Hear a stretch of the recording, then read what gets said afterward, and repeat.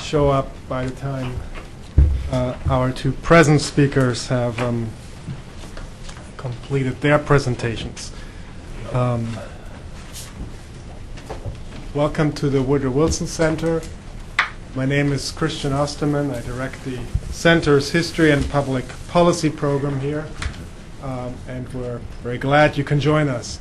Many of you are familiar with the Wilson Center and with the History and Public Policy program, but since we're broadcasting or webcasting here live internationally, let me just say a few words about the Center. The Center is the official U.S. memorial to Woodrow Wilson, the 28th President of the United States, as both a distinguished scholar, the only American president with a PhD, and a national leader, and one who's celebrating his 150th birthday. We're celebrating his 150th birthday. Wilson felt strongly that the scholar and the policymaker were engaged in a common enterprise. Here at the Center, we commemorate the ideals and concerns of Woodrow Wilson by providing a link between the world of ideas and the world of policy, and fostering research, study, discussion, and collaboration among a full spectrum of individuals concerned with policy and scholarship in national and world affairs. Directed by former Congressman Lee Hamilton, the Center hosts about 150 scholars annually and holds up to 400 meetings on international and national affairs. As I mentioned, we're celebrating Wilson's birthday this week, and you're all invited to a big birthday bash on Friday, the 26th. If you're interested, I believe there's information outside available on this event. The Center's History and Public Policy program seeks to provide historical context to current public policy issues and a forum for the discussion of new, significant, and policy-relevant historical findings and publications in the heart of the nation's capital. Many of you may be familiar with one of our core activities, the Cold War International History Project, which for the past decade and a half has spearheaded a global effort to unlock and disseminate new documents and perspectives on the history of the Cold War, in particular from the previously inaccessible archives of what we used to call the other side, the former communist world. We publish a Cold War International History bulletin. Copies are available outside for you. A bulletin of newly declassified and translated documents, and all of our documents and other materials can be downloaded at no charge from our website at CWIHP, Cold War International History Project, cwihp.org or wilsoncenter.org. A couple of words of thanks. This meeting is co-sponsored with the Center's East European Studies program, directed by Martin Schlesinger. I think I've saw him somewhere in the back. Marty, thank you. Thanks also to my staff, Mircea Munteanu and Ryan Gage, who are somewhere in the back, who have helped put together this event.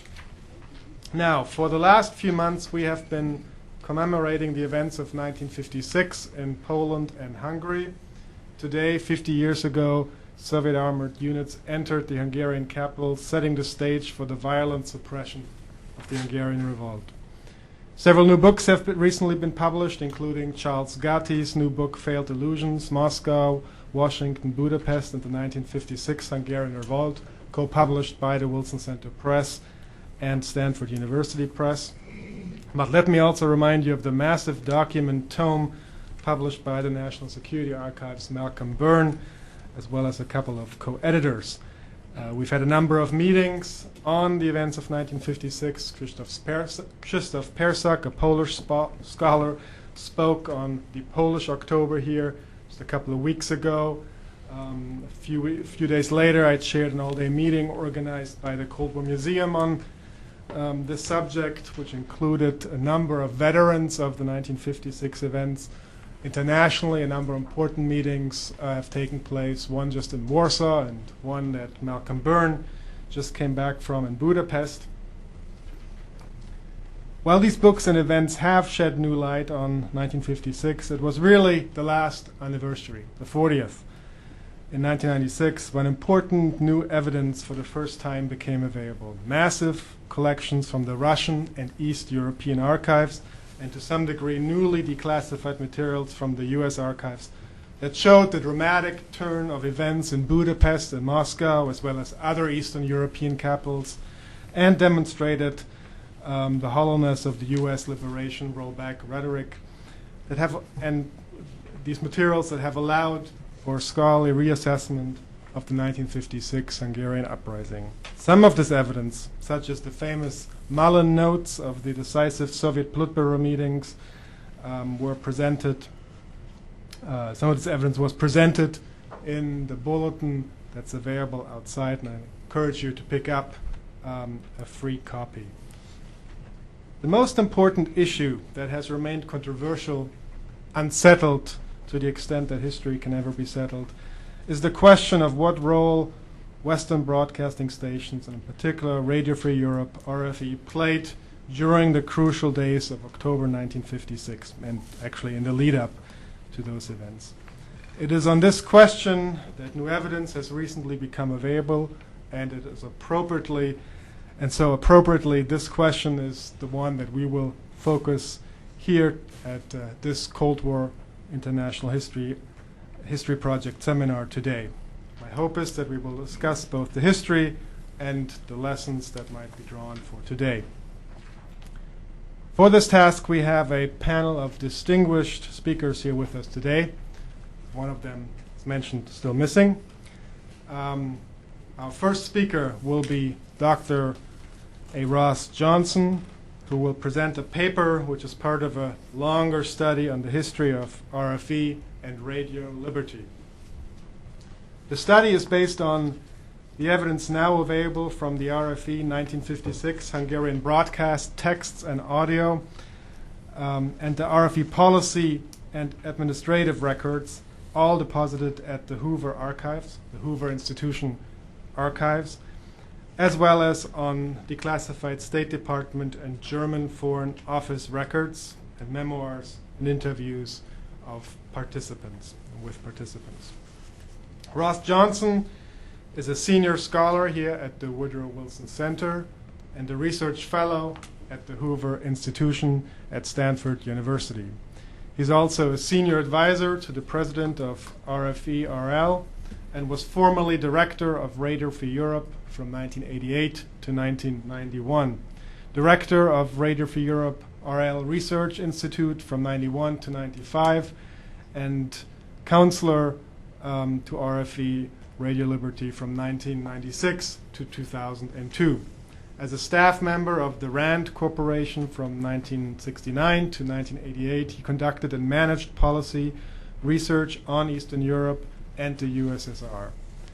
He was a visiting RAND research fellow at the Stiftung Wissenschaft und Politik from 1983 to 1985. He received his PhD from Columbia University in 1967. We're glad to have you back here with us, Ross. We're also very fortunate to have, well, for now, one distinguished commentator who will start off the discussion of Ross's paper for us today, and my hope is that Paul Henzy will join us momentarily. Let me, for now, introduce Dr. Corey Shaki, who is the Distinguished Professor of International Security Studies at the United States Military Academy at West Point. Since May of 2005, she's also a fellow of the Hoover Institution at Stanford University, where she's writing a book on issues of sustainability and American power. During President George W. Bush's first term, she was the director for defense strategy and requirements on the National Security Council.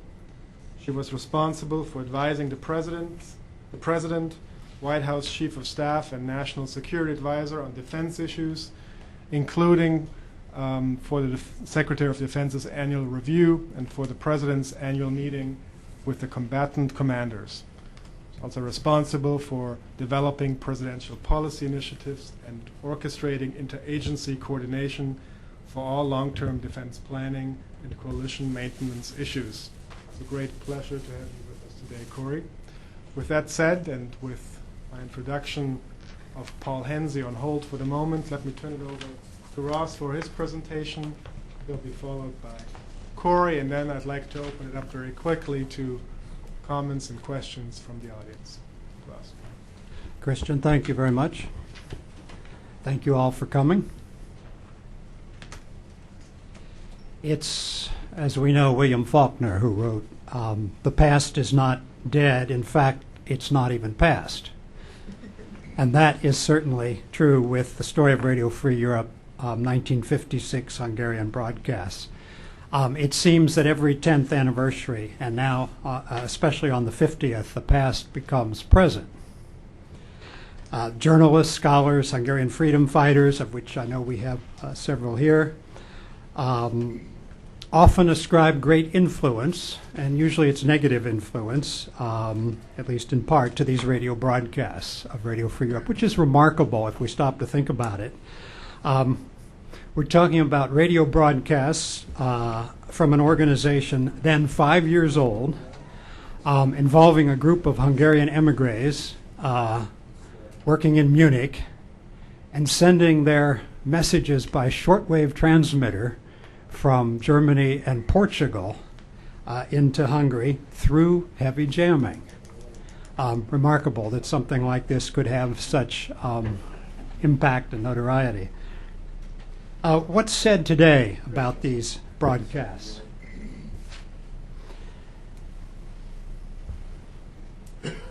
Well, a lot is said. I'm not going to read what you can read. There's a bit of it from the New York Times of 10 years ago, from the Süddeutsche this June.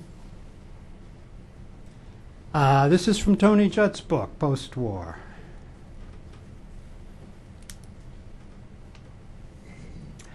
And Charles Gotti and the Chicago Tribune. Slow down. Go back up.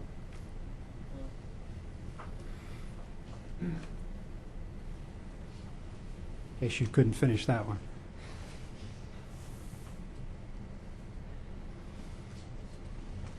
And there's a lot in the current. I mean, the newspapers this month are full of things.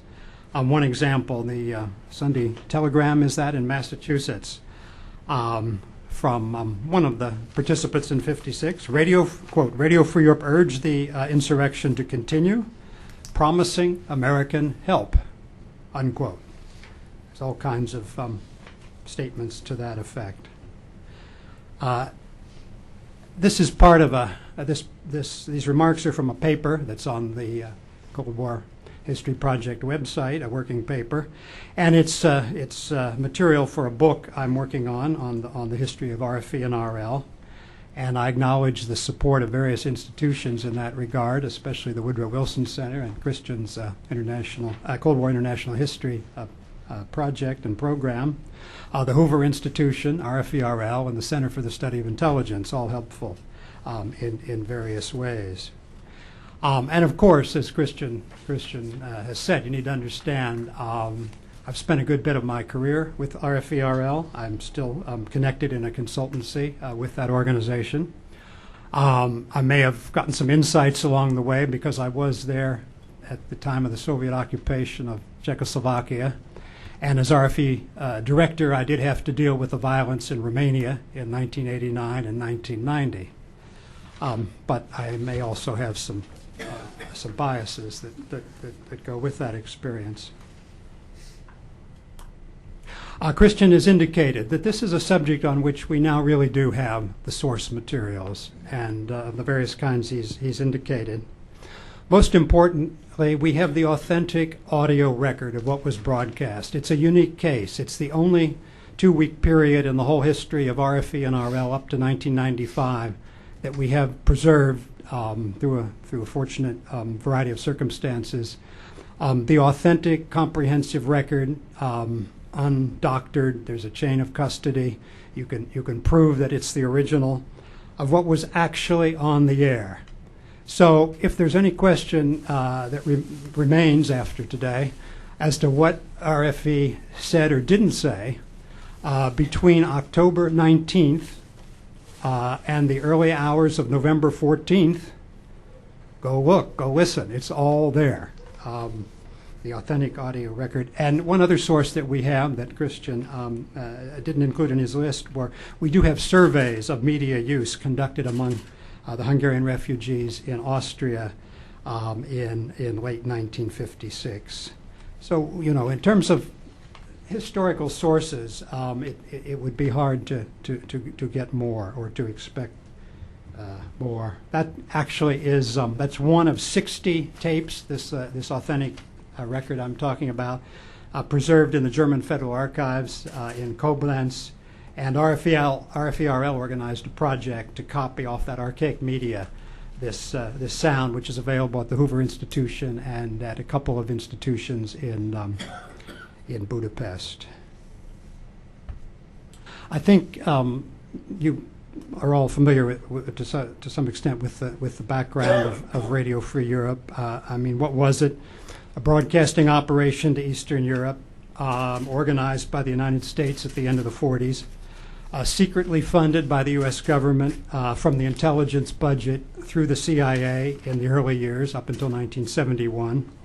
As part of the effort to keep hope alive in Eastern Europe and to make the Soviet Empire a less formidable adversary, providing information about the West and about the East European countries themselves to the audiences. And importantly, and we can't understand what happened in Radio Free Europe in 1956 without being aware that it was a very decentralized organization. It was organized on a national basis. It really was 5 radio stations. The Voice of Free Hungary was the official name of the Hungarian service at that time. This was Hungarians talking to Hungarians. And if you will, the Americans were the publisher. The Hungarians were the chief editors and the journalists. And that's documented, that relationship's documented. I have some of that in the paper. So a decentralized organization and also a full-service surrogate, so-called surrogate radio station, meaning operating as if as a free Radio Budapest would have operated had it been able to in those days. And that meant full-service broadcasting, something for everybody, newscasts, sports programs, religious programs, and commentaries. Commentaries play an important part in what we're going to talk about here today. So that's the mission, the organization, the scope.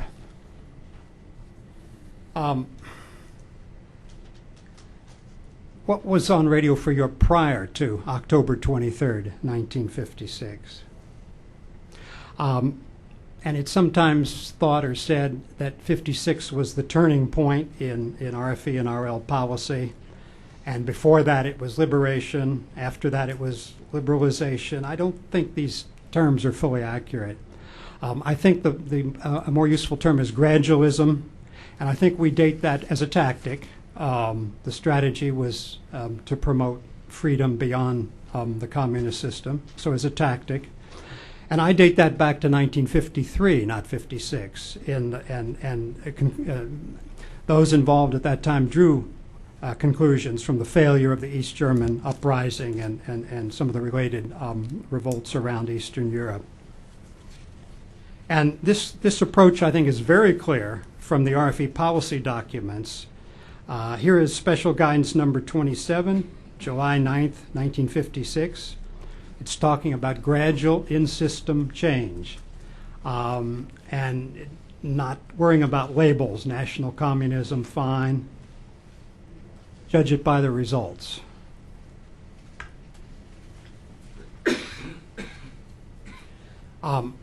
One cannot analyze the history of any broadcasting operation without looking at the broadcasts.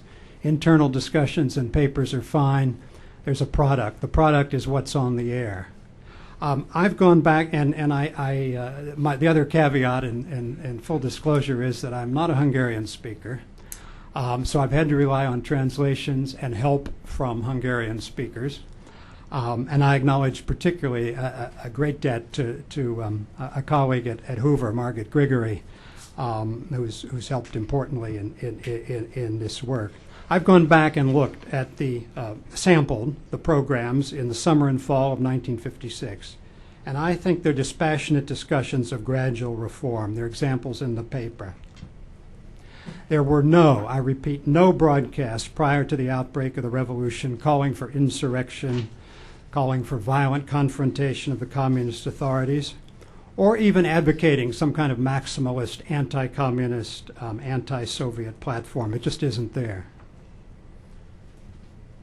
Okay, against that background, what are the criticisms, accusations, charges, if you will, about the RFE broadcast during the Hungarian Revolution? You can break them out in different ways. I distinguish 6.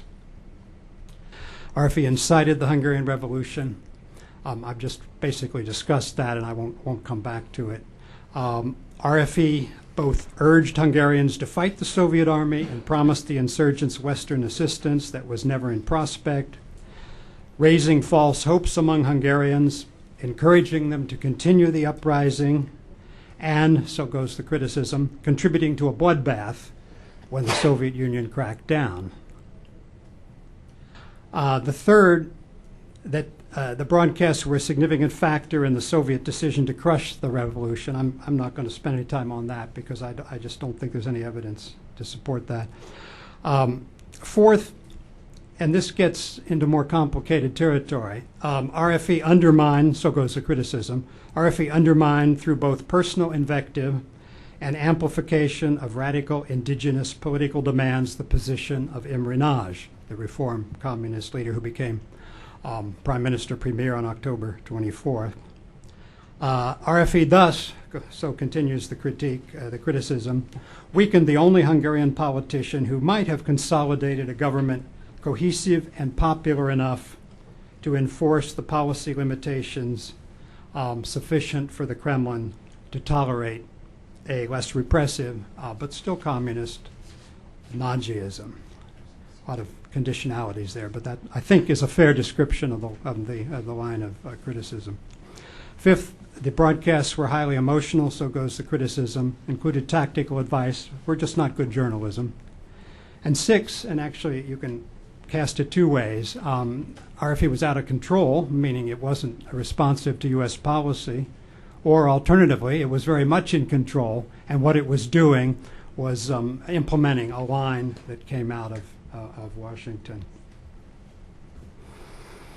What do the archives tell us about the validity of these criticisms? And as I say, if I've not covered all the material, it's not that the material isn't there. There's a lot of material for future research, dissertations, and so on.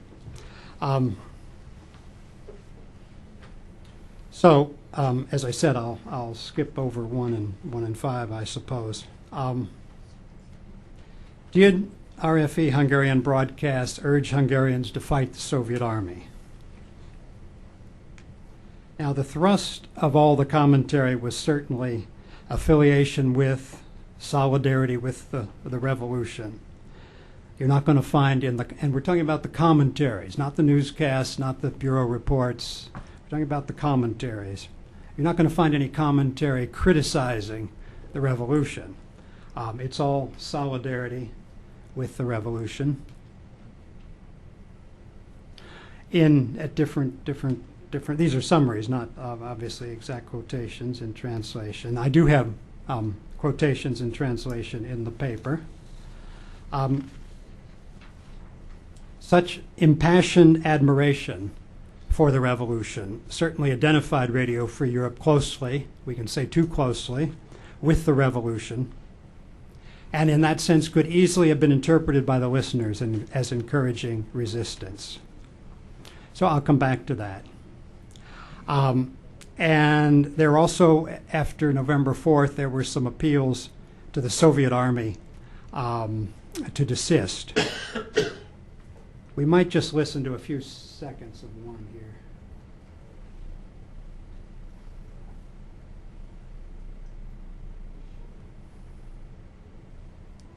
soldati, sergeanti i oficeri sovietskoj armii, naходящихся в территории Венгрии. Переходите на сторону венгерской освободительной армии, боющихся за свободу и независимость Венгрии.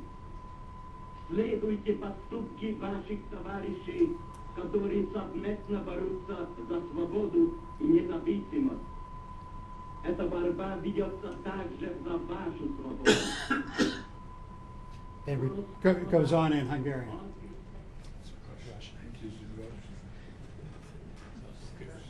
Okay.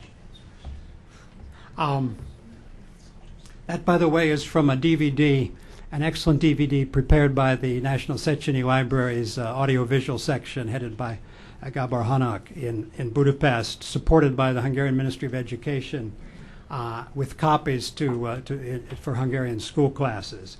And what it does is compare the various media for the different days of the revolution. It's a very useful and very well prepared DVD. Granting or having tried to show that you certainly had solidarity, impassioned identification with the revolution in the RFE commentaries. Nonetheless, no RFE Hungarian broadcast appealed to the Hungarian people to continue armed struggle against the Soviet army. It's not there. Now, did the broadcast promise military assistance from the West? And we've got lots of accounts of that in the news. I mean, allegations of that in the press these days. Cold War histories often cite the single clear-cut case of an RFE broadcast that implied, suggested Western military assistance might be forthcoming or would be forthcoming if the Hungarian revolutionaries held out after November 4th. It's a press review of an article that appeared in the London Observer, November 4th, with a two-sentence editorial comment by the Hungarian service broadcaster, Zoltán Turi, and that's what he said. Now, that shouldn't have been on the air, but that's the only such program that's ever been found in any of the broadcasts. It's the only such program identified in the many internal and external reviews of RFE programming. VOA and BBC, as well as RFE, were the dominant Western broadcasters in those days, and they all had substantial listenerships. I don't think VOA or BBC promised Western aid. There is documentary evidence of two stations that did. One was Radio Madrid in Hungarian, staffed by right-wing exiles in the Franco era, and the other was the Russian Emigre Radio, NTS Radio, operating out of Germany, claiming that an association of former Hungarian servicemen in the West was preparing to aid the insurgent forces. This was a period when you had a babel of tens of foreign and domestic Hungarian language broadcasters, and you had difficult reception through jamming. So it's quite possible, I think, that listeners attributed such broadcasts from other stations to RFE and assumed that it was RFE that it was urging the Hungarians to hold out. Again, this was one program out of about 500 in 2 weeks of nearly around the clock broadcasting. It shouldn't have been broadcast, but I wonder if it really had any effect at all. Hungarian listeners may have drawn encouragement from these broadcasts to keep fighting and expect Western aid. I'll come back to that. But these were actions that the programs themselves neither advocated nor promised. So, as I see it, the first and third charges are false, and the second, keep fighting and Western aid in any literal sense, is false. What about the rest of it? The critique of undermining Imrenage and fostering or magnifying or exacerbating radicalism, all that goes to the heart of the Radio Free Europe mission and performance.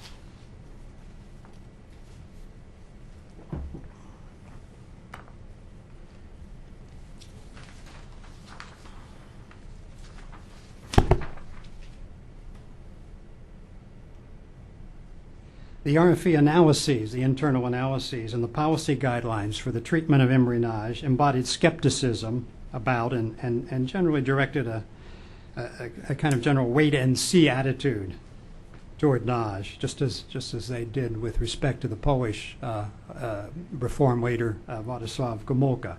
So that's one guidance, October 24th. Don't prejudge, although he's got a lot to live down. This, as we understand probably, there was great confusion about what happened on October 24th and what nage was and was not responsible for. And it was widely believed that nage was involved in calling in the Soviets the first time. In fact, he wasn't, but there was no way to know that necessarily at the time. This was not a guidance, but analysis from the Office of the Policy Director in Munich on October 24th. And in that analysis, leaving open the question early on as to whether nage was involved or not in the first Soviet intervention.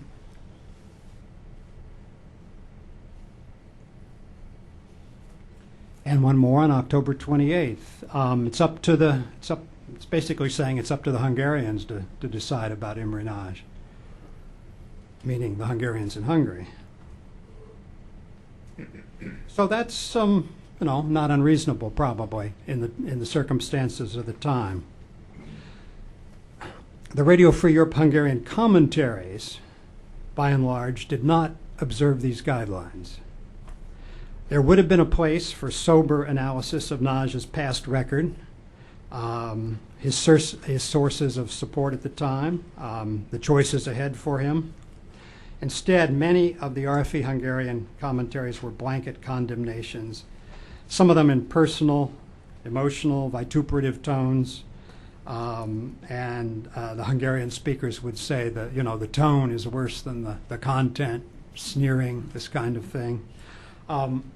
One of these commentaries, by far not the worst, was one of the director, Andor Gellert, on October 25th.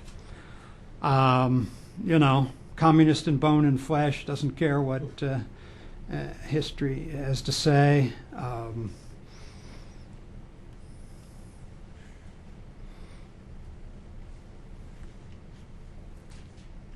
He squandered his opportunity, prejudging, to say the least.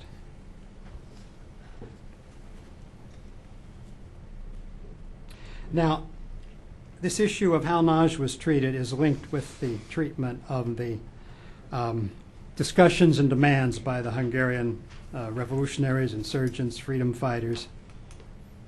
And after October 24th, they were not calling for reform communism. They were calling for genuine freedom, for the Russians out.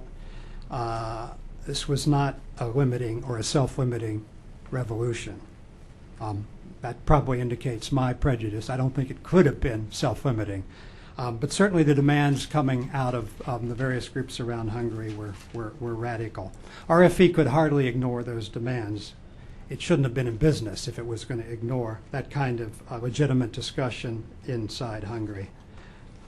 So it relayed the reports of the many now non-communist domestic radios, the so-called freedom radios, that sprung up around Hungary and that conveyed the demands for radical post-communist, anti-communist political change on the part of the non-communist revolutionary councils and the other independent media and organizations that mushroomed around Hungary after October 23rd. I think we should also keep in mind that the situation in Budapest was atypical. In the North and the West, communist power collapsed overnight without real violence. In the Southeast, it never collapsed. So we had different situation in different parts of the country. In the North and the West, national councils were established as proto-governments, most importantly in Győr and Miskolc. The RFE broadcasts enabled the cities and towns isolated in the chaos to communicate their views among themselves and to the nascent nage government and to the world. One example of what RFE relayed on November 1st from Győr and by then also Budapest, then Free Radio. These kinds of news items from around Hungary. That's just an example of many programs relaying the content of what was on the Freedom radios and in the still very limited circulation independent press media that were arising around Hungary at that point.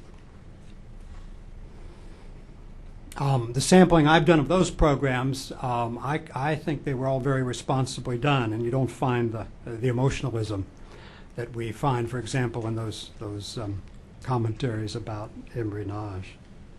So on that criticism of Nagy and the radical demands, I would accept the criticism that the treatment of Nagy was improper, but I would reject the criticism that it was improper to report what's called the freedom demands from the independent groups and independent media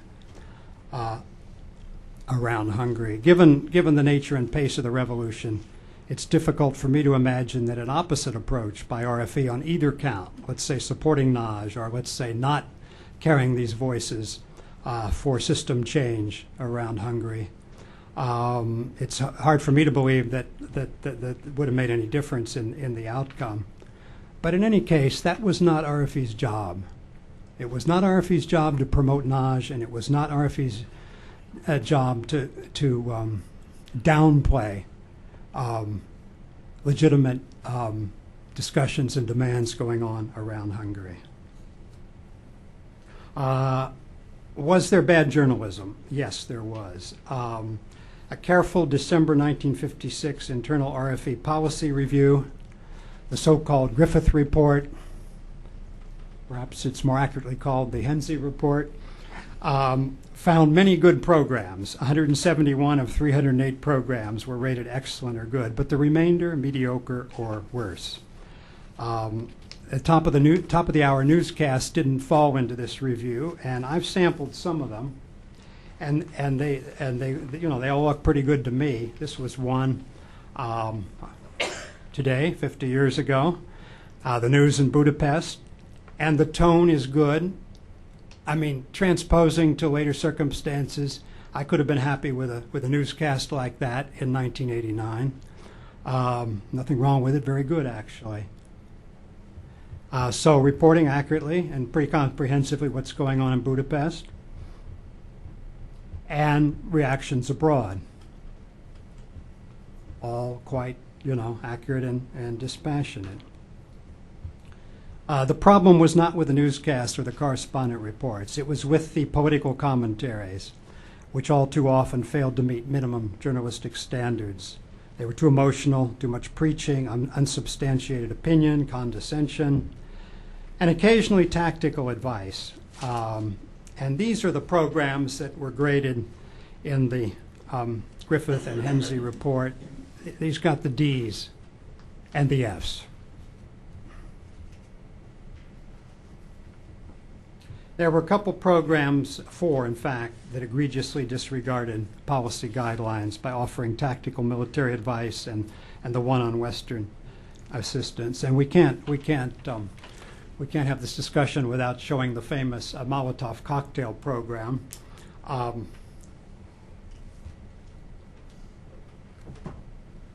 you make a Molotov cocktail.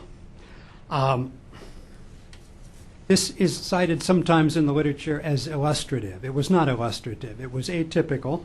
There's one. It was broadcast not on October 28th, as the story in the U.S. News has it this week, but on October 30th, after the fighting had stopped. And, looking at the newsreels and all that, if any Hungarian freedom fighter who wanted to make a Molotov cocktail didn't know by October 30th how to do it, I'd be surprised. It's not a justification for that having been on the air. It shouldn't have been. It's just a suggestion that it really didn't matter very much, and it's gotten too much attention in some of the literature. Okay, we're going to have to collapse some of the last presentation. The issue of conformity with U.S. policy.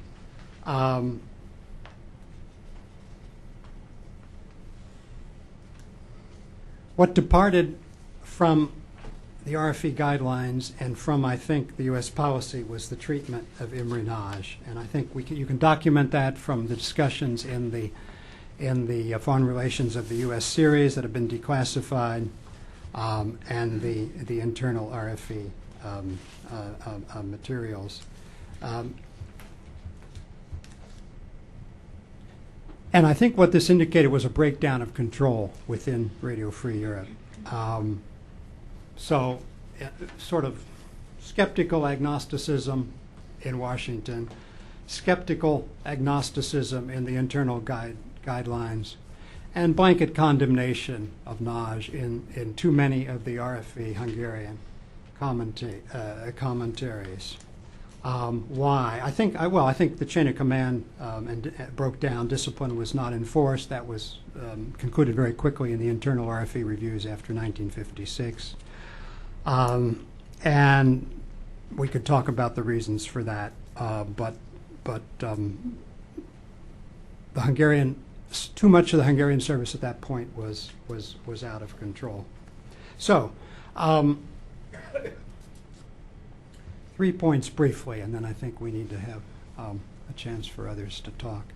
The first point is that on these 6 particular charges, if we say the prosecution has six counts, the defense would plead not guilty on 3 counts, guilty on 3 counts, half of one proudly, meaning it was good to report the discussions around Hungary and the radical demands.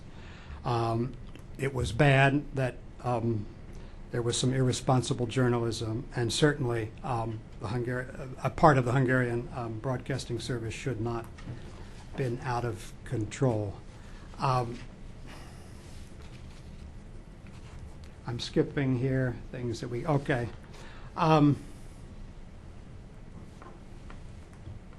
We haven't talked about one category of programs, and I think it's the most important. And that were the good programs. The good programs were those that carefully, dispassionately, accurately reported the moral, humanitarian relief support for the Hungarian Revolution in the United States and Western Europe. And that gave the Hungarian listener a sense that the world is with us. And this was not just the United States and not just the administration. You can find equally strong statements of support from the Council of Europe, from the Swedish Social Democratic Party. This was a Western phenomenon. And so one cannot point blame, if that's the word one wants to use, exclusively at the Eisenhower administration's rhetoric. It was a much more common phenomenon. These are the results of one of these surveys done, the biggest one done in Austria after 1956.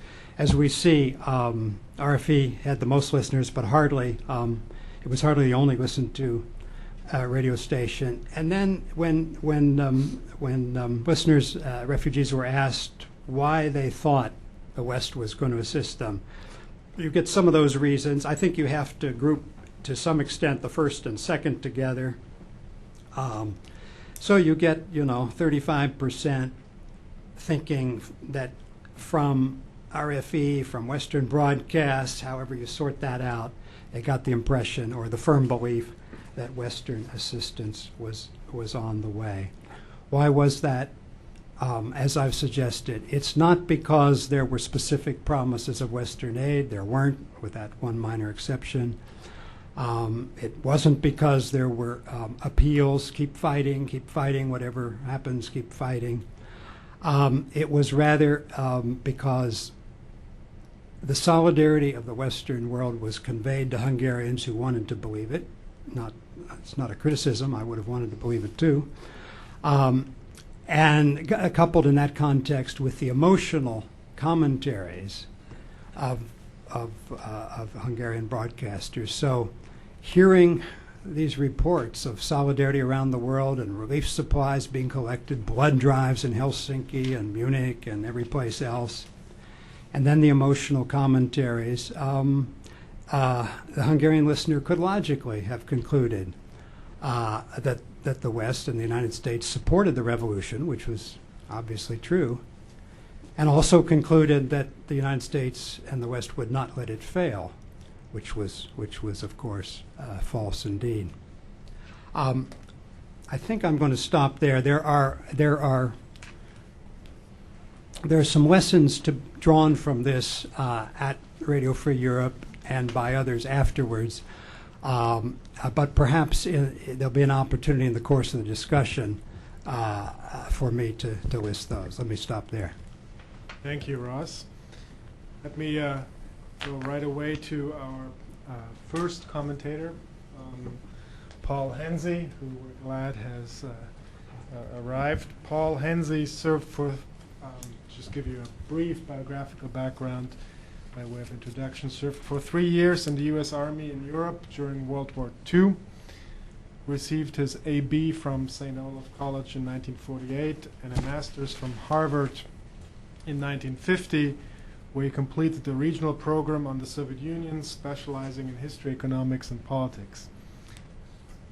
Paul Henzy served for 30 years in a variety of U.S. government and government-related organizations, including, of course, most pertinently here, Radio Free Europe, also the State Department, Department of Defense, and U.S. embassies in Turkey and Ethiopia.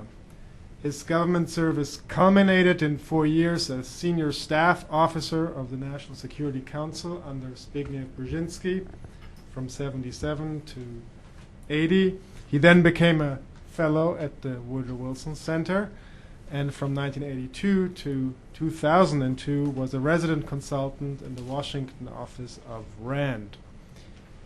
He served as a consultant with a number of research organizations, participated in conferences in the U.S. and abroad, has published extensively. His works have been translated into foreign languages, including German, French, Turkish, Russian, Amharic, and Chechen.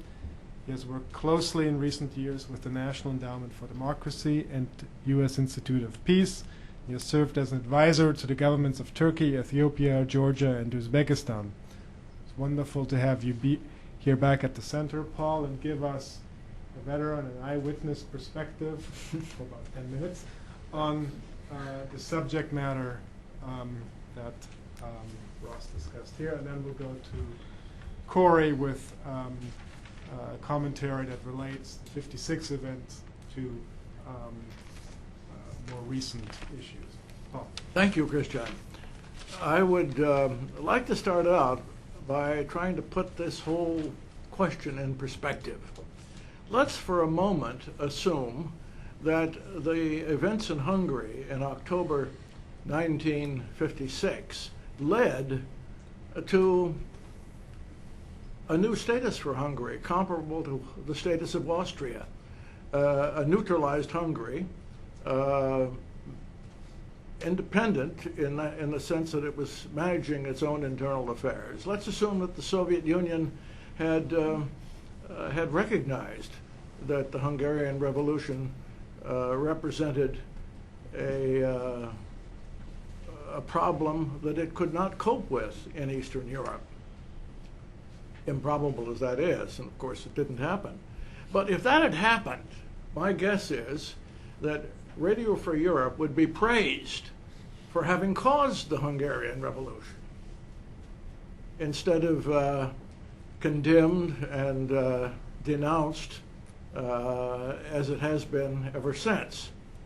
Now, that would have been equally as wrong as the situation that developed in terms of blaming Radio Free Europe for the fact that the Hungarian Revolution went wrong. And of course, it's a question whether one can say it really went wrong. It didn't succeed. It didn't meet the expectations of Hungarians who participated in the process. In my judgment, one has to look back at the whole picture. And in fact, one has to look back at the fate of Hungary itself. Hungary was a particularly tragic country, one of the most tragic in Eastern Europe. It ended up at the end of World War I losing almost half its territory and a very sizable proportion of its population. This led to a situation in Hungary which one can call a kind of national neuroticism. Hungarians deeply resented the fate that had been dealt to Hungary. And therefore, Hungarians, more than perhaps most other Eastern Europeans, I would say even more than Poles, who of course experienced a whole range of tragic circumstances, and as did all of the others, but Hungarians found it particularly difficult to reconcile themselves to their fate. And therefore, when RFE was organized in 1951, 1952, and when the Voice of Free Hungary went on the air in early 1952, it was one of the most serious problems for the management of RFE, because organizing a Hungarian desk was not easy. The Hungarian exiles who were available for hiring were a very mixed group with tremendous antagonisms within them. Hungary, after all, had been an enemy nation in both world wars. Hungary had aimed in the course of both world wars to both maintain its status and strength, and in World War II to restore what it had, some at least, of what it had lost. Well, this meant that putting together a Hungarian broadcasting operation in Radio for Europe was probably the most difficult single problem that Radio for Europe faced. And nevertheless, it was done because it was considered high priority by the US government, and Hungarians themselves were eager to take advantage of the opportunity to have communication with their country. So when the Hungarian broadcasting operation was set up, the problem was, who do you find to be its head? Well, the man who was chosen was a liberal aristocrat, Count Gyula Deshefy. He was very different from a number of the other chief broadcasters in Radio Free Europe. He had more difficulty putting together a broadcasting operation because he had a tremendous spectrum of people. Ultra-rightists were a no-no. They couldn't be hired. This was an RFE general policy.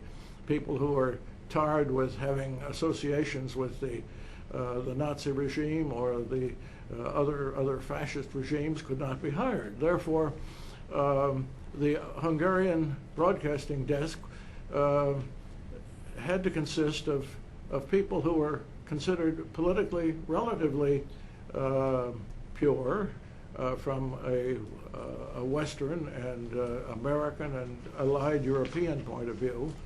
And these people went all the way from liberal aristocrats to socialists and peasant party leaders and people who had been opponents of most of what had happened in Hungary over the previous, not just World War II period, but also the interwar period.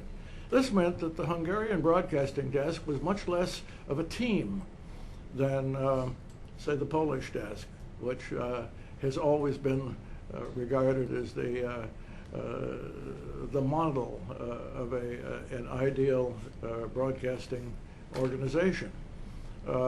This needs to be taken into account, I think, in considering what happened in Hungary in the summer and fall of 1956, because some of the Hungarians were extremely enthusiastic about everything that began to happen early in that summer, and were particularly enthusiastic about what was happening in Poland and other manifestations of anti-communism in Europe.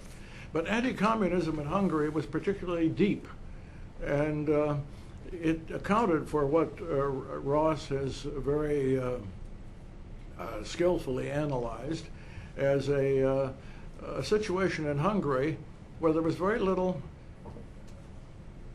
consideration of the need to compromise.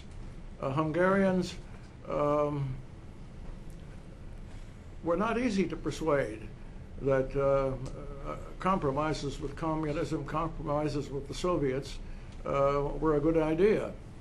And this, I think, accounted to a very great extent for the fact that when the revolution rolled on, when the situation developed to the point where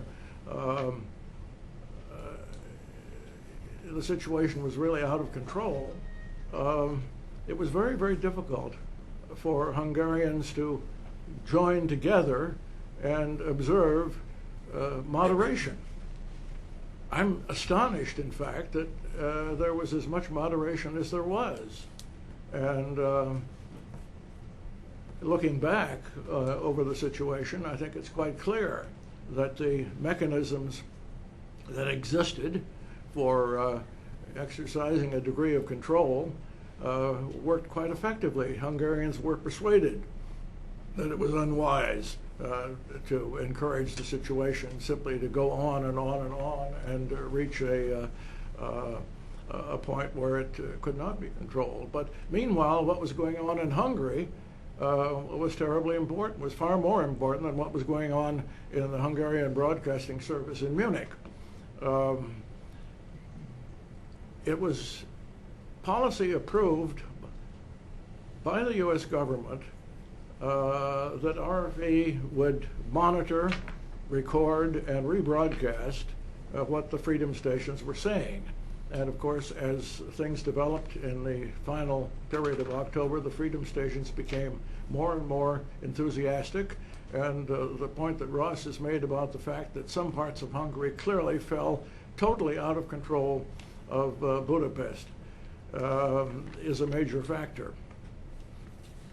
Now, I could offer a lot of other comments about the situation. I think Ross has given a very fair, a very accurate, and a very detailed account. I would only like to conclude by observing that while it's possible, as Ross has demonstrated, to go back and analyze hour by hour, program by program, what Radio Free Europe said, it's not possible to do this with any other broadcaster. If we could examine in detail what the Voice of America, what the BBC broadcast, we might well find that the picture was very similar to the picture that emerges from analysis of the RFE broadcasts. But this is simply not possible. The material has never been preserved and is not there. So basically, I'm pessimistic about the overall situation. I think we're going to go on the 60th anniversary of the revolution, and probably on the 70th. We'll still have people arguing, and we'll have newspaper articles saying that RFE caused the Hungarian Revolution, that it encouraged Hungarians to rise up and then irresponsibly promised them that there would be American and Western aid, which never came. So when one looks at situations like this, I think it's very good to move on up to the present and think about where would we be if suddenly a revolution breaks out in Iran. We've got quite substantial broadcasting services to Iran. I don't think they're comparable to the Radio Free Europe pattern, but they would face many of the same challenges. But in the last analysis, I think it's important to recognize that radio doesn't cause revolutions. Radio is a fairly marginal aspect. Radio keeps people informed. Radio supplies information. But if you're looking for a method of achieving political action, radio, or these days TV, or other forms of communication, will not alone do the job. Thank you, Paul. In the spirit of full disclosure, maybe you should just mention what your position was in 1956 with Radio Free Europe. Yes. Yeah, yes. Well, I was there, so I've never for a moment thought that I was there all during. I was in RFE from 1952 to 1958, so I experienced all of the excitement of the summer of 1956, when the Petőfi Circle was active in Budapest, and when Hungary was already seething with discontent and with ferment, most of which looked quite constructive at that time. But I would say if anything was seriously underestimated, it was the determination of the Soviet Union to maintain its empire. And we saw that 12 years later when the troops marched into Czechoslovakia. Thank you. We saw Soviets wavering, how many years later would we say? 21 years later, when time and again they were ready to move into Poland to keep Poland from springing free, and didn't. But in 1956 it was a very different story. Thanks, Paul. Correct. I want to pick up where Paul left off, because I was struck as I was thinking back on the events of 1956, on Radio Free Europe's involvement in encouraging restlessness in Hungary as the revolution's rising. I was struck that in some ways it looks like the flip side of the coin of America's current involvement in overthrowing governments around the world. And I want to explore that with you a little bit. There's one dramatic and important difference that I will come to at the end, but first I want to tease out a little bit the similarities on this day of anniversary. If you look at the Eisenhower administration, they have a very ambitious strategy about rolling back Soviet influence in an empire we never considered legitimate. One that made America's established allies very nervous. The Germans aren't wildly enthusiastic about the notion of fostering unrest in Eastern Europe, because they're a little bit fearful about what it's going to mean in the near term. Jerry, I stand to be corrected. You are the expert. But it wasn't clear to me that other countries were wildly enthusiastic about the notion of rollback. The countries struggling for freedom were quite hopeful about this change in policy and what it might mean for their prospects. But domestically, the Eisenhower administration gets elected promising to end the Korean War, that this was a costly, enduring obligation that so soon after World War II the United States probably shouldn't have entered into, and certainly shouldn't have been prosecuting it at the cost and in the way that we were. They set an arbitrary $54 billion a year defense budget, certainly not a budget that can execute a strategy as ambitious as they lay out. The Eisenhower administration has a notion of a transformational military strategy that will reduce the costs and the requirements of achieving your objectives. They start experimenting with pentomic divisions and the new look in which you could substitute nuclear for conventional forces. There's, in fact, quite an extraordinary conversation between President Eisenhower and General Ridgway, the Chief of Staff of the Army, in which Ridgway says that it will take up to 100 American divisions to carry out the strategy that the Eisenhower administration has published. And Eisenhower tells him that he's thinking about the problem all wrong, that if we actually have to carry out our strategy, that means fighting a war with the Soviets, which means it will be a nuclear war, in which case the role of the American Army will be reestablishing police functions in cities like Baltimore, that he won't be sending them to Europe. And what goes so far as to say that Congress should impeach him if he does send troops to Europe in a war with the Soviet Union. Moreover, he feels very tightly constrained that he needs a congressional act of war in order to take action. There's a conversation about during the Berlin crisis in 1958 in which there's discussion of whether you could preempt Soviet forces. And Eisenhower believes that he could not successfully sequester Congress and get an act of war in order to preempt. So even in the extremist case, of fighting the Soviet Union and preempting their strategic forces, he believes he's constrained by Congress. Fast forward to 2002, the Bush administration also has a very ambitious strategy. The point that gets the most attention is preemption. But in some ways it's not dissimilar from the rollback strategy, the notion that you keep constant pressure, that there are an identifiable group of governments who are malevolent, and you need to keep constant pressure on them for change.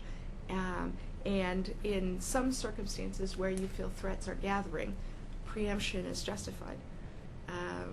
I think it hardly merits saying that America's established allies are nervous about this approach. It's not even clear in 2002 that the countries struggling for their own freedom are enthusiastic about this approach.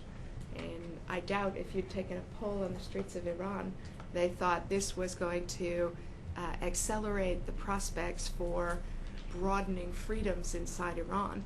In fact, most polls of Iranians I have seen thought that it would narrow their space for domestic dissent by making the government feel more threatened. The costs of the Afghan and Iraq wars and the way that they are weighing on American public sentiment now, I think in some ways bears parallel to the weariness that the American public felt after World War II and certainly after Korea. The parallel of military transformation, the notion that we would drive down the costs of fighting and winning the country's wars by taking advantage of our technological supremacy and being able to commit fewer ground troops by orchestrating battles of precision weapons at greater distance from the fight. The growing sense among conservative Republicans that the president has betrayed a Republican agenda by having such a big spending government was something Eisenhower was very fearful of. And the president did go to Congress for support for what he was doing in both Afghanistan and Iraq. The major difference, and here I think is where the two cases depart, is that in Hungary in 1956 you have an indigenous uprising that's underway, and you have to make a choice about whether to join and support it, as opposed to reaching or leaning into a situation like Afghanistan or Iraq to foster an uprising and a regime change that you want to occur. Even with that large caveat, I think in some ways what we don't do in 1956 and what we do after 2001 may perhaps give us some insight into what Americans might have believed had we supported the uprising in Hungary. First, I think you would very likely have gotten uncoordinated U.S. government activity. I mean, the point that Ross made about the fact that Radio Free Europe was at odds with the administration's policy. I mean, we see those right-hand, left-hand coordination problems all the time in American policymaking. And I think that certainly the pace of events in the Hungarian uprising meant you would have seen a whole lot of conflicting signals, conflicting activity coming out of the American government. It seems to me quite a serious question whether the American public would have supported our intervening to assist the Hungarian uprising so soon after the Korean War, and certainly whether that support could have been sustained if it began to get costly. It seems to be a legitimate question whether we in the United States, especially the policymaking people in the Eisenhower administration, knew enough about what was going on in Hungary, namely whether they had the kind of sophisticated balancing among Hungarian factions that you talked to and that Ross to some extent talked to be able to meet their expectations for our support and to be able to help craft together a government that could very quickly govern the country, likely under pressure and intimidation, not just from the Soviets, but from the surrounding countries still under Soviet control. East Germany comes to mind, that were eager to demonstrate that they weren't a cause for concern to the Soviets, given what was going on in Hungary. I mean, what would have been the cost if the Soviets had contested it? I think Charles Gotti in his Herald Tribune editorial is a little bit blithe about Soviets deciding that they wouldn't intervene, and had we pushed, they might not have. It seems to me that was a very touch and go thing that, from my research on the Berlin crisis, is very fluid and not nearly as positive as perhaps we romanticize the lost opportunity of the Hungarian Revolution might have made it. How much responsibility should the United States have taken for producing freedom in Hungary, especially given the costs, the risks that we would be running for our own safety to do it? Would Hungary have formed an effective government, given the deep divisions within the country? Could you have gotten space and participation for those who had supported the communist government? Would they have accepted their disenfranchisement or their removal from power? And I think all of these kinds of questions very much echo the policy problems we are seeing in fostering successful change in Afghanistan and in Iraq. Which leads me to conclude that the September 11th and the concern that it creates in the Bush administration leadership about perhaps not having done enough to foster positive change, and perhaps not having done enough to remove bad governments before they were a danger to us, changes the American attitude that I think prevails in '56 and that is returning to prevail again, which is largely that while we can stand and cheer others' efforts to gain their own freedom, traditionally we actually don't help very much. And I suspect that we are returning to a period of time in which that's true, as the traditional balance of congressional and judicial powers returns to its big, noisy, contentious American norm after September 11th. And that if another opportunity for freedom, for advancing freedom in another place were to come up now, were to come up in 2 or 3 years' time, I suspect an American administration of either stripe would likely let it pass as we let the opportunity to assist the advance of freedom in Hungary pass in 1956. And I guess I would close by emphasizing Mr. Henzy's point that we assume because it was such an important opportunity lost and because Hungarians so deserved their freedom, we assumed that the long-term outcome would have been positive. When in fact I think given the circumstances in Hungary in 1956, the pressure they would have received from the Soviets, from the surrounding states, and the limits of our own willingness to be involved and to be able to shape outcomes, that might perhaps not be true. Thank you, Corey. Thank you to all three of you for your very rich presentations, intriguing, stimulating presentations. I'd like to open it up right away to questions and comments, since we don't have that much time left. Go around and then give each of our panelists a chance to respond. We'll go with Malcolm Byrne here up front, and then in the back. Yeah. Thank you very much to all of you for the great presentations, and to the Wilson Center and Cold War Project for putting this on. 2 very quick comments to add to your very interesting set of parallels between then and now. I think you could extend them in 2 ways. One is to look at the situation in Iran under Eisenhower in 1953 as a perfect example, in my book, of preemption of a kind, which was a different policy approach than Truman took, which was to wait for a communist assault. Eisenhower said, why should we wait? Let's do it now. The second extended parallel is in the area of intelligence and our understanding what was happening on the ground in Hungary.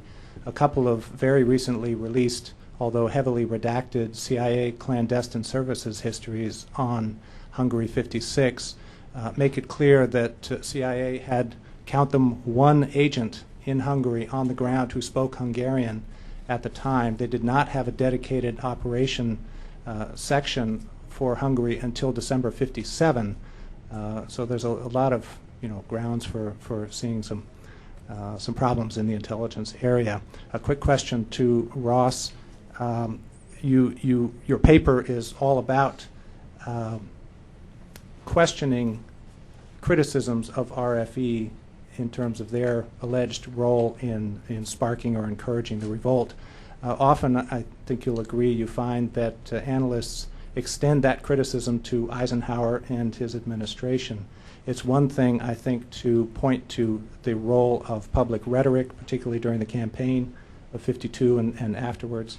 But what have you concluded or found that points to the level of awareness or even stock that Eisenhower or Foster Dulles put in Radio Free Europe or in the radios and their role? Were they aware at all of what the radios were doing? Did they pay attention to that kind of thing, or was that below their pay scale? Thank you. Lady in the back, yeah.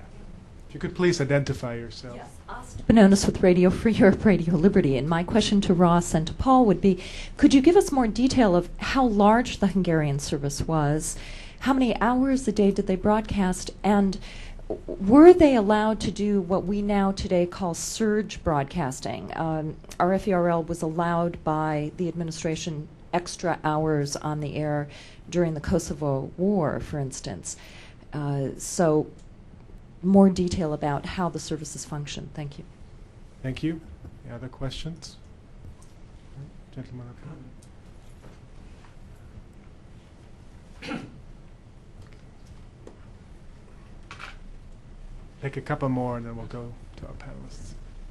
I'd just like to make one comment to... Do you identify yourself? I'm sorry, Ed Powers, Washington, D.C. Comment on Corey's comments. I was a student at the time, 1956, and I feel like I was interested and remember it well, and the years thereafter. And my perception at this point in time was that the Eisenhower administration was truly conservative. He would not get into things that were unwinnable, that were just much too costly. He showed that time and time again in Southeast Asia, where he did not get involved like his predecessors or those who followed him did. Now, I find that absolutely inconceivable that he would have in any way gotten involved in Hungary at that time with the Soviet army of I don't know how many millions right there. We're not there. And of course, the Hungarians were motivated by their own freedom, but the expectation was implausible. There was no way in my mind, in my recollection, that the U.S. would get involved in any substantive way at the time. Thank you. Final question, Jerry Livingston. I'm Jerry Livingston from the German Historical Institute. And Christian, don't go to sleep. I have a question for you. You've written about the June 1953 uprising in East Berlin. Do you see any difference between the guidance from Washington provided to Radio Free Europe in 1956 and that provided to RIAS in June of 1953? Both cases, picking up on this previous comment, the administration, of course, was reluctant to give any form to its rhetoric about liberation. Actually, Paul was there in '53, so he could also answer this on this comment. Okay. Ross, would you like to start off? On the question of sources, we do now have BBC historical audio in Budapest. And some of it is supposed to cover this period of '56. So that's we may have some basis for looking back at the BBC, not BOA. The schedule and surge broadcasting. This was a full service radio station, on the air 18 hours a day, most of the time, and probably more than that during the Revolution. I think 24 hours. Is that correct, Paul? Well, I don't think it was 24 hours, but the concept of surge broadcasting at times of special interest was, of course, in effect in RFA from at least 1953 onward. But the usual broadcast schedule was about 12 to 14 hours. I'm sure that was increased during the Revolution. It must be possible to deduce that from the tapes. Yeah. I think one of the most complicated and important issues is the issue of how these radios related to the Eisenhower administration, and what attention was paid to them, if any, at the very top of the administration. And I think the answer is, at the second level, quite a bit. C.D. Jackson came in as Eisenhower's advisor on psychological warfare. The other Jackson headed the Jackson Committee review of these and other activities.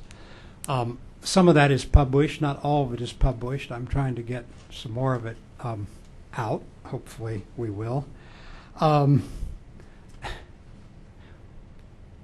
want to just, let me suggest we have to distinguish rhetoric from policy guidance from broadcasts.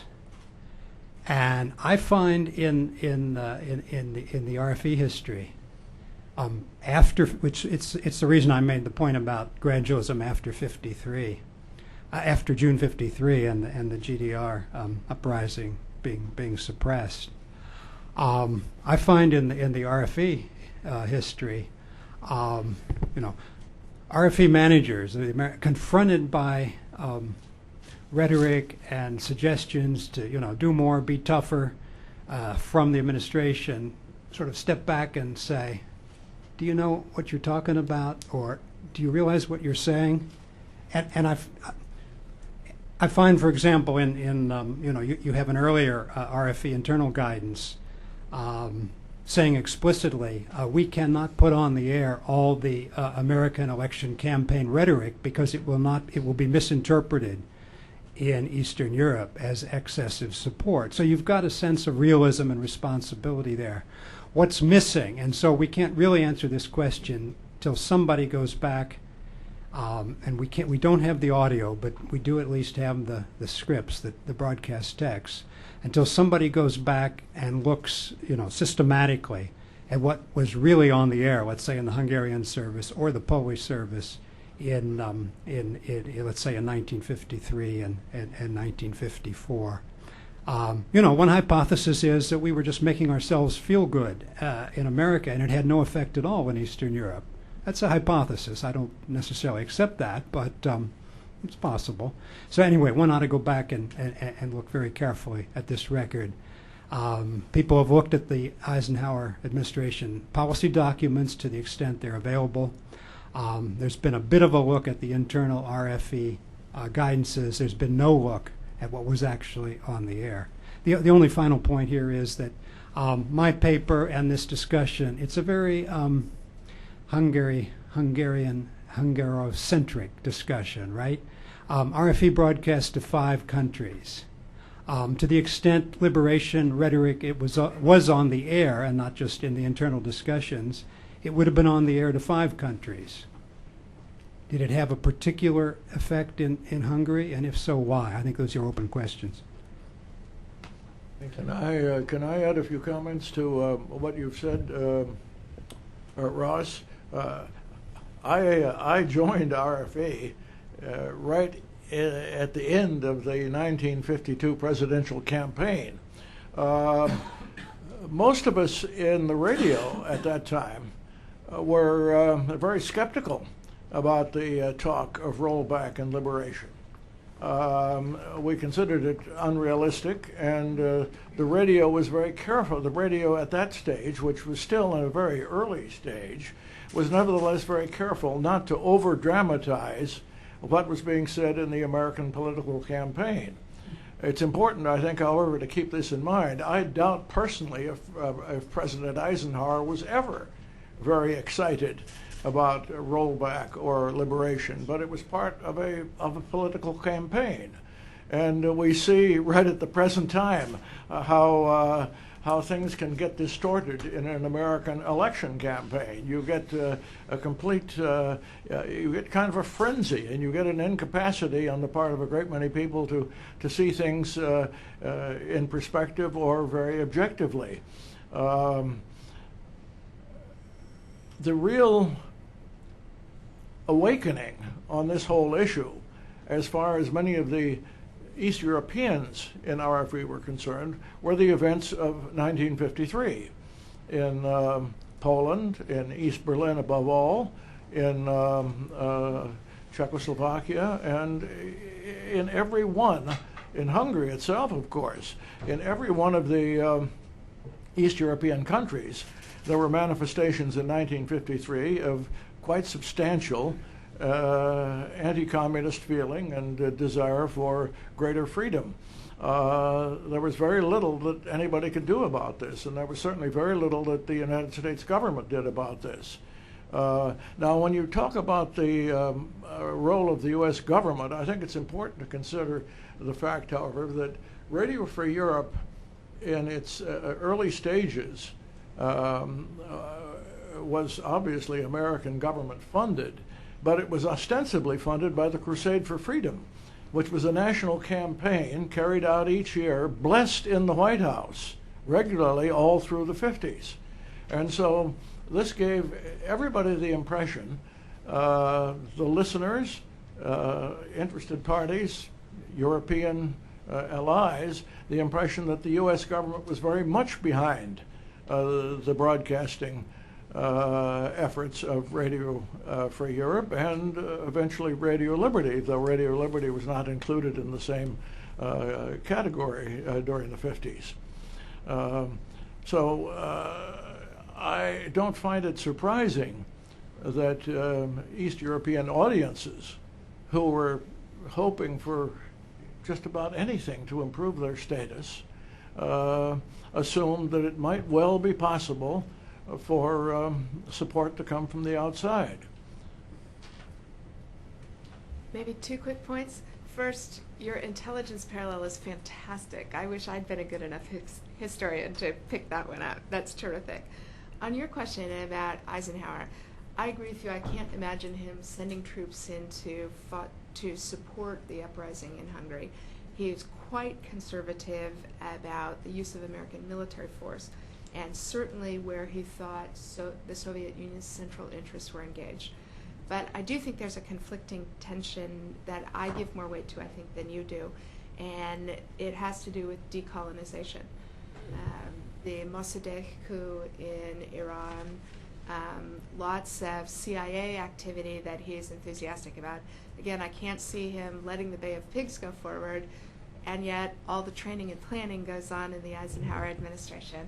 And so I think the tension about wanting to support non-communist, colonial, anti-colonial movements leads to some recklessness that I think is out of character in a way. He would do things that were doable, that were relatively simple to do. Well, not all of them are doable, not all of them are successful, not all of them cover us in great glory.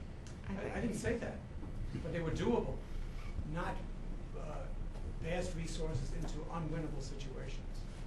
Okay, I think we'll have to bring this session to a close. Jerry, we'll have to discuss RIAS in 53 some other time there. Cheater. Actually, I've not looked at the RIAS transcripts to the extent that Ross has looked at these materials. Suspicion is that, my hunch is that RIAS was much more cautious in its approach, and including just the factual reporting of some of the unrest that Ross alluded to in terms of RFE in 56, but the story is far more complex than that. So it's a good subject for another session sometime. Unless there are any really urgent questions or comments, I'd like to ask you to give our panelists a round of applause for a terrific presentation.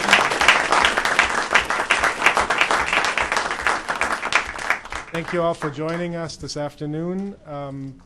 Check our website for upcoming seminars over the course of the next few weeks. We have an exciting program and hope you can join us again. Thank you all. So I'm very sorry for this. Christian, I got caught in the traffic. Much earlier.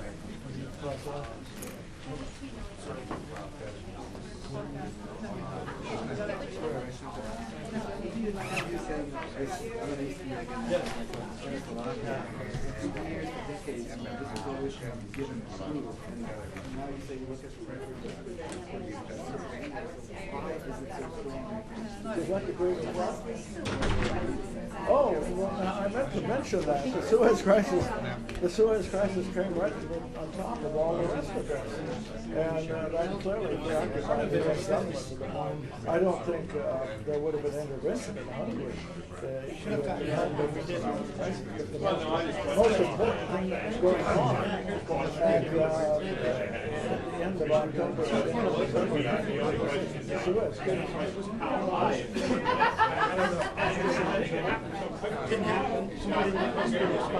Well, it simply overshadowed what was going on. And there, as you recall, the U.S. reacted very vigorously and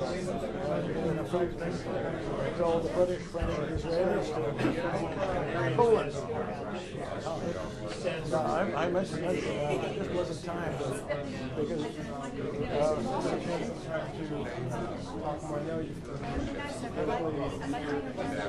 But by now, it's editorial 50 years ago.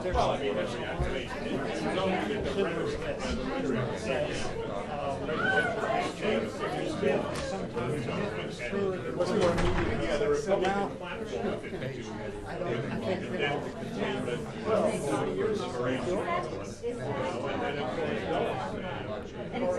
I don't think there was remote chance of military intervention. There was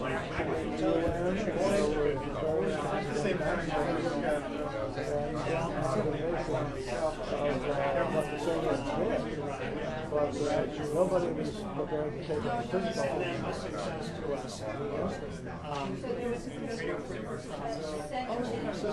But I would agree.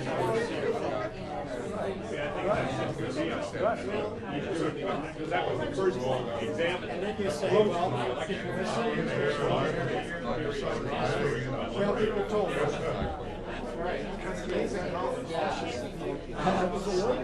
Well, haven't I met you again? I knew George Cameron very well. Yes, he was one of my favorite Hungarians. And his wife was often his house, dinner's our house, lunch and things. Yes, how interesting. Are you still working on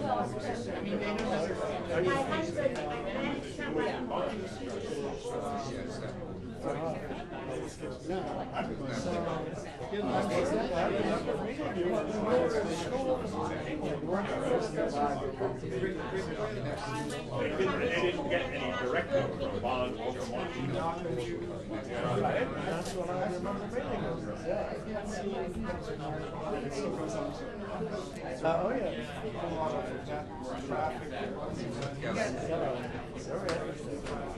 Now, your father died years ago.